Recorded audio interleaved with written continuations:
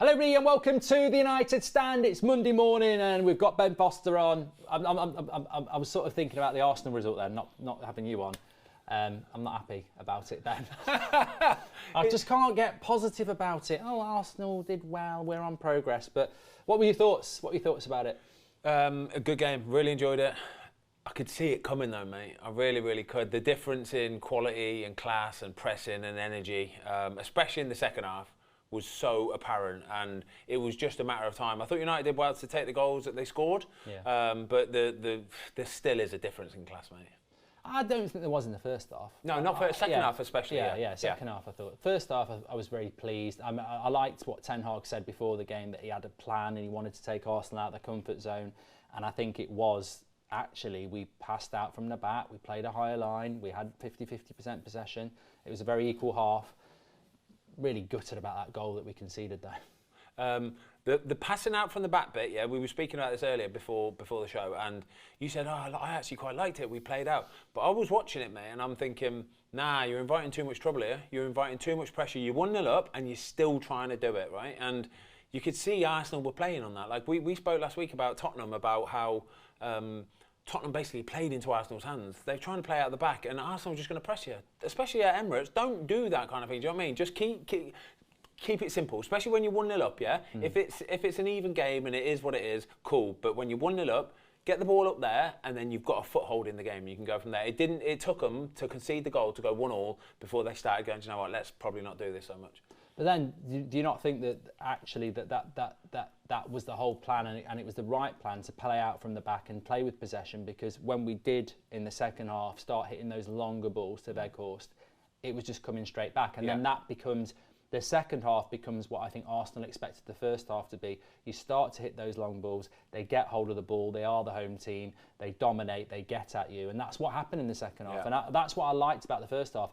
Yeah, you know, you pass out from the back, you invite a bit of pressure, but it allowed us to get on the ball, have more of the possession. And for me, I just think Ten Hag needs players. I think that Arsenal didn't play midweek, but even so, they can still bring a Trossard on. They still have momentum.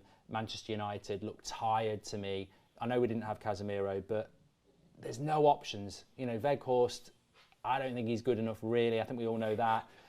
He's okay, but he's not top 4 standard. Anthony was disappointing.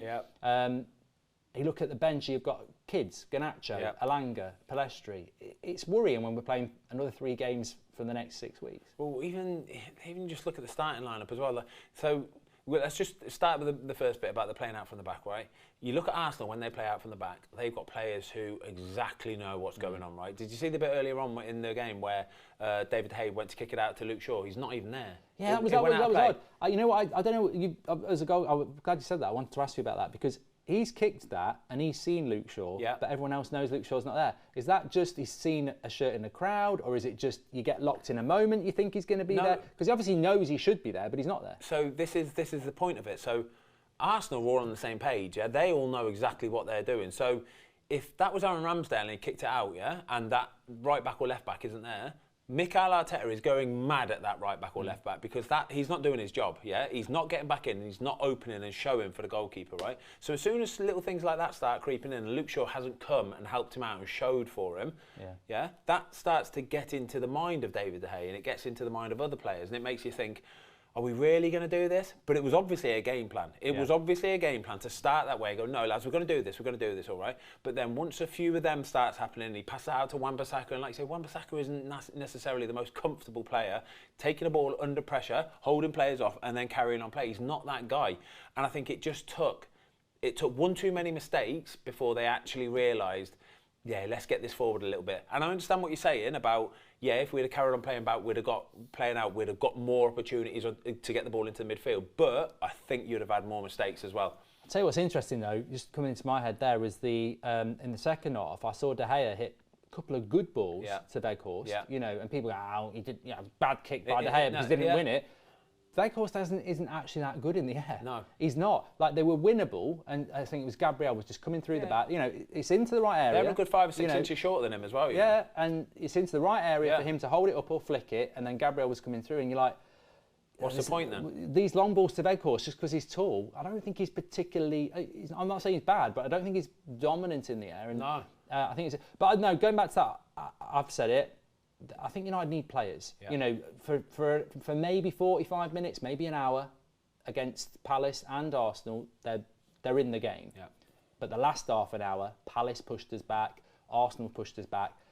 All right, Jadon Sancho might come back, Martial might get fit, but there's just not enough there, is there? They've got to be active. Even them players, they haven't got the energy of, like, again, we keep talking about the Arsenal team, yeah, because that sort of, it seems at the minute that they're the sort of blueprint of what most teams want, isn't it? That youthfulness, that everybody's on the same page, great coach, great players are all on the same, they know what's happening. United don't seem to have those players. So you talk there about Martial or Jadon Sancho.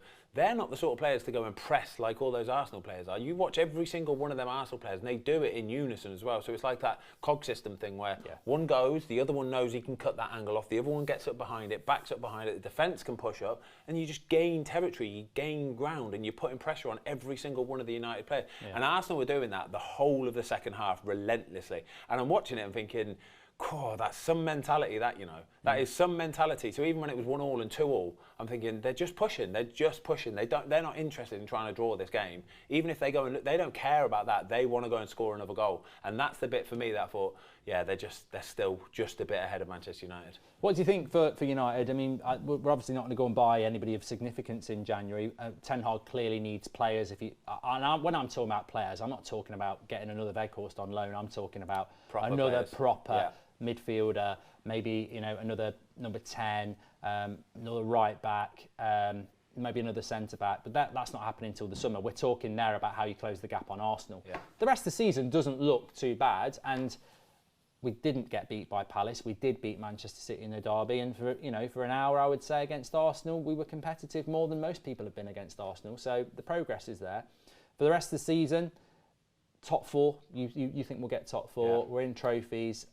My concern's always been what we've seen in the last half an hour of the last two games. It's the fatigue, it's the injuries.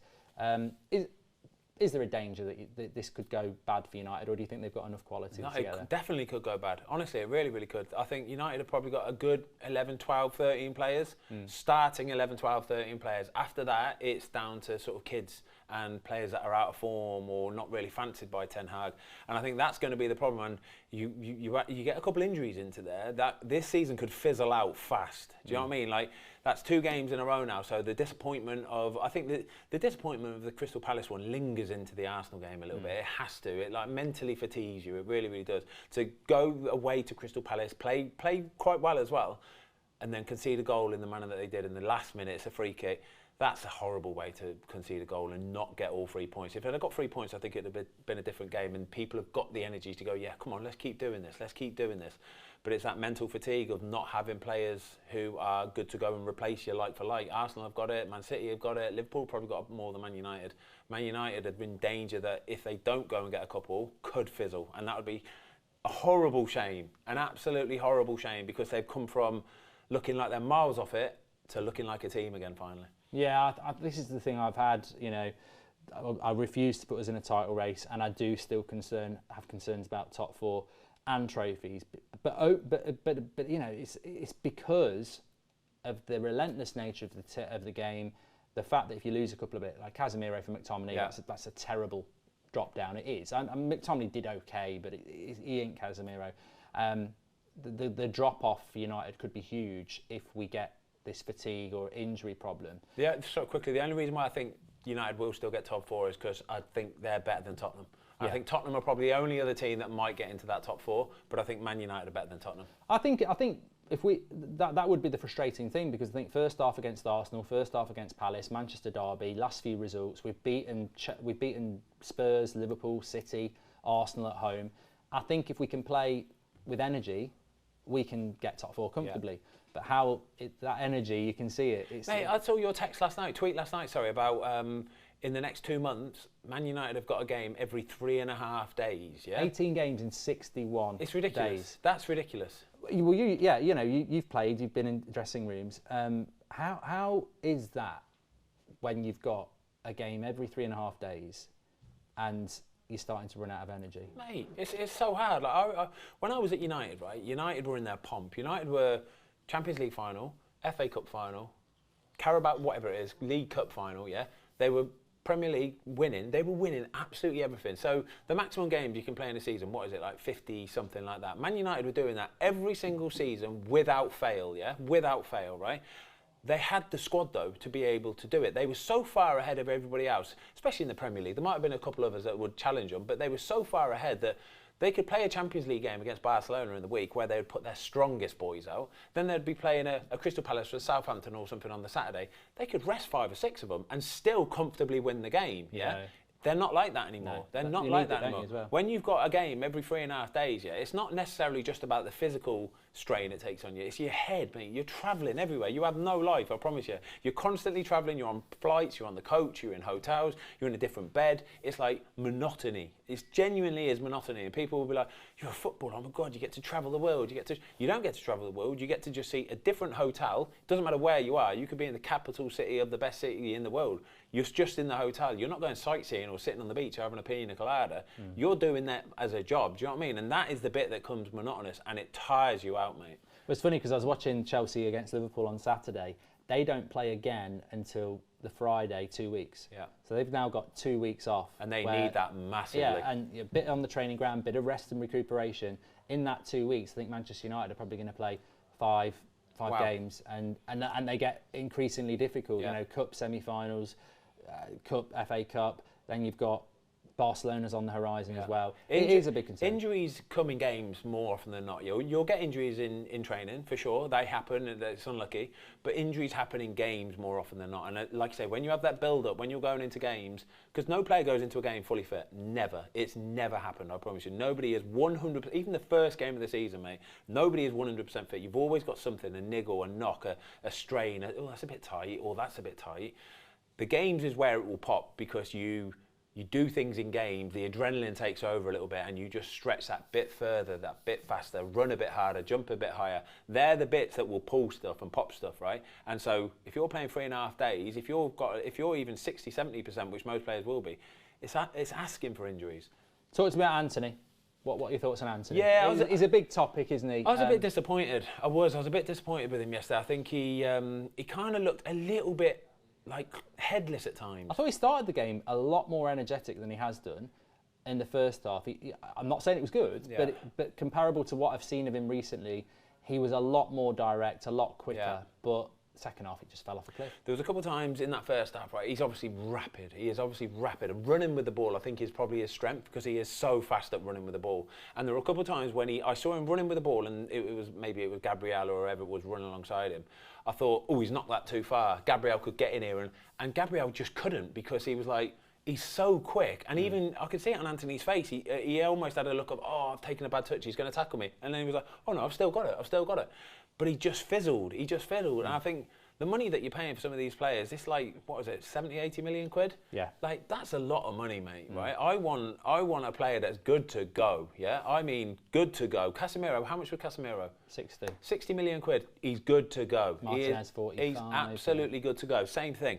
70 million quid, you should be scoring and assisting most games when you're playing for a team like Man United. And he just doesn't look like he's that sort of player. I know he got off to a good start and he scored a few goals, but yeah, in that game yesterday where you want your big players, the big names, to deliver and to produce and go, yeah, decent, because the Arsenal players did. All of them, like even Odegaard and Martinelli, they might not have got goals or assists, but you could tell they were in the game. You can tell what they're doing.